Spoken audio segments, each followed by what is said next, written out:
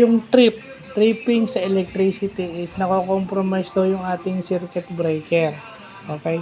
Kasi nag-carry daw siya ng power beyond its capacity.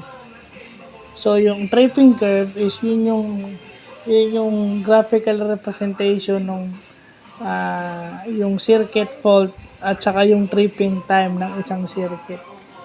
So yun yung curve between yung fault, electrical fault, and then yung tripping time ng isang circuit. So butit nalalaman natin yan. Yung mga tripping time is usually 0.04 to 5 seconds or yung 0.04 to 13 seconds. Pag type C daw yung hanggang 13 seconds, no?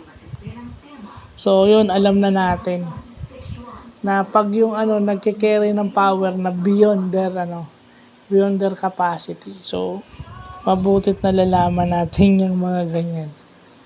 No, kasi dapat aware tayo sa ganyan. Dapat talaga.